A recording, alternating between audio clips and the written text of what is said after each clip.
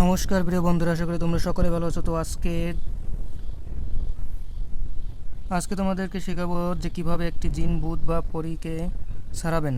যদি কোনো রোগীকে জিনে আসর করে কিংবা ভূতে আসর করে, তাহলে সেই রোগীকে সুস্থ করার জন্য সূরা নাস ও ফালাকের নকশাটি কবজ বানাইয়ে রোগীকে দিবেন, তাহলে সেই রোগী সুস্থ হবে। তো আমি এক এক করে অনেক কিছু বিষয়, অনেক মানে জিন ভূত, জাদুটোনা, বান টান, স্বামী স্ত্রী মিল করানো, এই ধরনের সমস্ত রকমের তদবির আমি আপনাদেরকে এক একটি করে শেখাবো। তো এটা হচ্ছে মিশরীয় লজ্জাতুন্নের চার কিতাবেন। এটি কোনো চার ভাষার লজ্জাতুন্নেছাড়া নয়। অধিকাংশ যে তান্ত্রিক বা কবিরাজ থাকে, যে হুজুরা থাকে, তারা কিন্তু এই ধরনের কাজ বেশি করে থাকে। তো আমি সেইগুলো দিচ্ছি যেগুলো কাজ করে, মানে যেগুলো সফলতা বেশি পাওয়া যায় যে কাজগুলো করলে। তো এটা দেখুন, এটা হচ্ছে সূরা নাস ও ফালাকের নকশা। অর্থাৎ এই যে কবচটি দেখতে পাচ্ছেন, এই কবচটির মধ্যে রয়েছে সূরা নাস ও ফালাকের শক্তিসম্পন্ন সেই সূরাটির নকশা করা হয়েছে, যেটা তাবিজ বানিয়ে ধারণ করলে জিন ভূত চলে যাবে রোগীর দেহ থেকে এবং সেই রোগী আরোগ্য লাভ করবে। তো এই নকশাটি লিখবেন চীনাবর্তনে। তো চীনাবর্তন অনেকে হয়তো চিনেন না, তো আমি সেটা আগে দেখিয়ে দিচ্ছি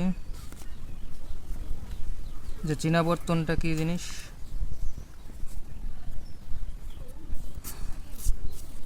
তো এই দেখুন বন্ধুরা, এটা হচ্ছে চীনাবর্তন। এইগুলো কাগজ 20 টাকা পিস করে নেয়। তো 20 টাকায় আপনি নর্মালে 15 থেকে 20টির তাবিজ করতে পারবেন। ঠিক আছে, এগুলো বানিয়ে দিয়ে দোকানে পাওয়া যায়, বা যেখানে হিন্দুদের ধর্মাবলীদের পূজা পাঠের বিভিন্ন রকমের সামগ্রী পাওয়া যায় এবং বিবাহের মুকুট এগুলো পাওয়া যায়। তো সেই সব দোকানে এগুলো পাওয়া যায়। যে বলবেন যে চীনাবর্তন আছে তান্ত্রিক কাজের জন্য, তাবিজ লেখার জন্য, তো ওই ধরনের কাগজটা কিন্তু হয়ে যায় বিভিন্ন, দেখবেন যে শাড়ি কাপড়ের ভিতর থাকে, তো ওইগুলো নয়। তবে কাগজগুলো কিন্তু ওইগুলোর মতোই, তবে ঠিক ওই রকম নয়। তবে ওইটার এটা আলাদা, ঠিক আছে, এটাই হচ্ছে পার্থক্য। আর এই যে নকশাটি দেখতে পাচ্ছেন, এই নকশাটি লিখবেন প্রথমে এতটুকু সাইজের কাগজ নেবেন। এরপরে নকশাটা, এই খোপগুলোকে আগে লিখবেন, আগে অঙ্কন করে তারপরে এই 7, 8, 6 এই ডান পাশ থেকে এইভাবে এক এক করে লিখে যাবেন।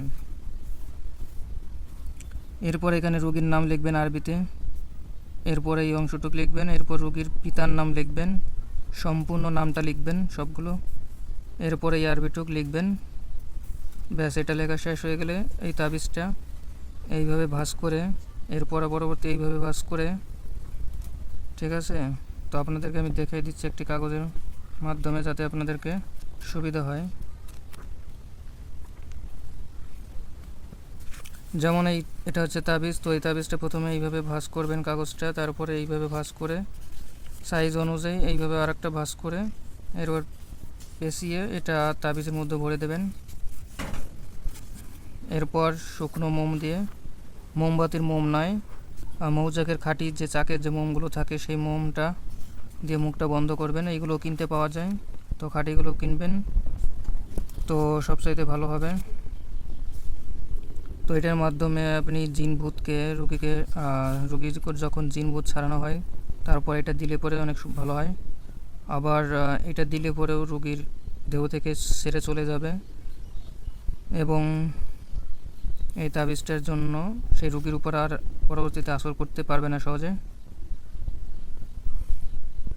তো এই ধরনের জিন ভূতের আসরে অনেকগুলো তদবির আছে, অনেক অনেক রয়েছে। তো আমি আপনাদেরকে এক একটি করে শেখাবো। আপনাদের যদি নতুন কিছু শেখার থাকে তো অবশ্যই কমেন্ট করে জানাবেন।